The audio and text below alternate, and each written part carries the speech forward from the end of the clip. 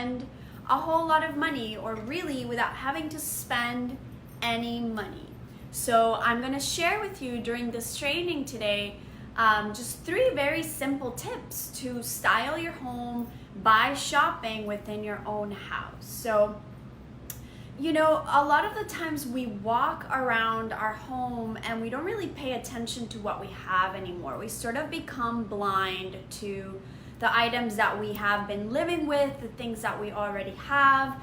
We don't really pay attention to really treasures that are in our home and that have the potential to just serve us differently, to show up differently, and to make a statement and to look much more put together, more exciting, and really just to serve in different ways. And so really that's going to be my first tip, is walk around your space, walk around your home with different eyes and just see these things that you may take for granted with different opportunities, with a different perspective, right? Look at them with new eyes and really just walk around the space without thinking about buying something else when that sort of I like to call it like it's just like this wave that comes up. I don't know if it's the same for everybody, but there's this wave that comes up that suddenly you just decide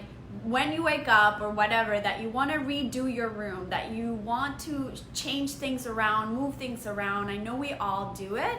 And then we might start going through, like, the old way of doing it is go through Pinterest, look at more ideas, or just instinctually go out and drive yourself to some cool place and just buy more stuff.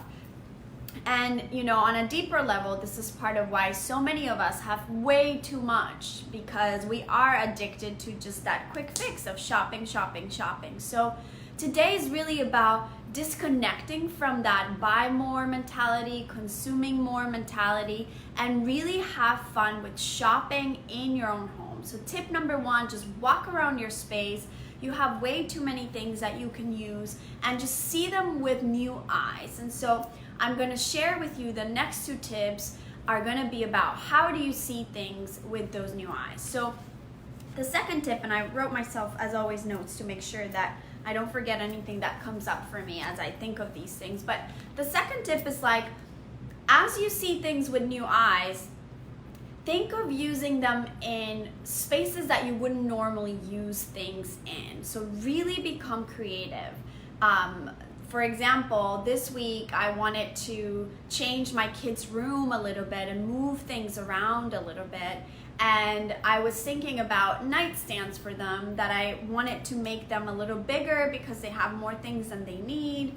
And then I thought, you know what, actually, instead of doing that, I'm going to make their nightstands very simple and small and give them other surfaces to have more things in. And so what I did was I switched the garden stools that I had outside in my patio where I normally would keep plants and brought them into their room to place lamps in, and that was their nightstands. It's just 2 little garden stools with a lamp on each side, and that's all they can hold on the nightstand. They don't need much. We just really have this rhythm for bedtime where they don't really need to put a lot of stuff on their nightstands. And so think of different things you can use in different rooms. What are different types of artwork that you have in your bedroom that maybe would look really good in your kitchen, or maybe would look really good in your bathroom? A lot of times we think of these rooms in like function only mentality. So you might think that you want, you know, like a bathroom basket in the bathroom, or things that are sold specifically for those areas. But what I want to encourage you to do, and the way that I style my rooms, is think outside the box. So use different things like garden stools, or wooden stools like stepping stools to put plants in. Maybe use, you know, baskets that you would use in the kitchen, like big baskets that you would use in the kitchen. Use them for the bathroom instead. Move things around. I love using vases that I would normally have flowers in. I love using that to keep my candles in, or maybe even to keep wooden spoons in for the kitchen counter, so they look really extra beautiful.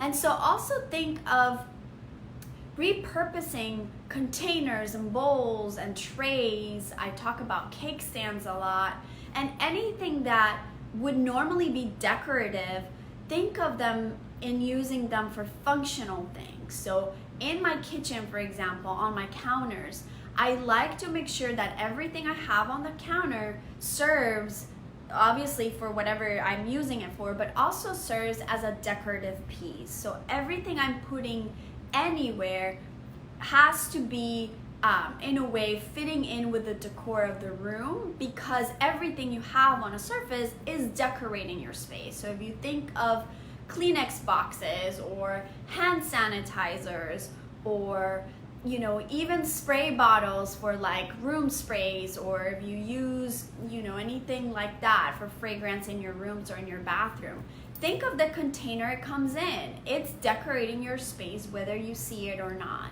So I love playing with that and sort of repackaging those things that I might use on the day-to-day. Maybe I'll have like a nicer soap bottle for my body lotion, so that the bottle is not just the traditional plastic bottle it comes in, but instead it looks really nice if I just put it on my nightstand. It looks cute enough, right? The same, like I said, vases. I use like ice buckets, like this really beautiful silver metal bucket that I have for ice. I use it for my spoons for cooking, and my spatulas, and all those sort of functional gadgets. And it looks really, really nice. So that would be my recommendation, is think of how you can bring new life to these items that you see every single day, and where can you place them differently? What room can you switch them to? And that will be in its own a really creative way to use it. And then the third tip is, how can you repurpose it, or really give it new life by adding paint to it.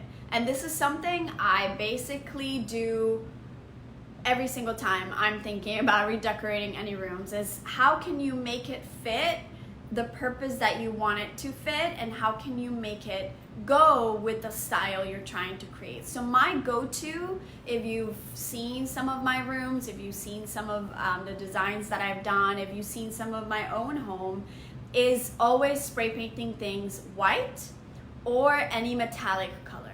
I love mixing metallic colors in anything. I don't only stay with one metal.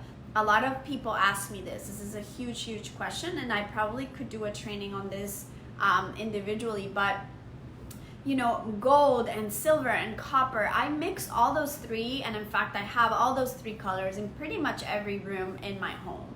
So don't be afraid of going neutral with either painting something white. I paint plant pots, tables, garden stools, bar stools, vases, wooden bowls, books, dry foliage, dried flowers. If you can find a way to just use that same item by simply spray painting it white or any of those metal colors, I assure you that you can now use that same piece in many different rooms, and you can actually create this sort of cohesive style within the color scheme in all of your rooms.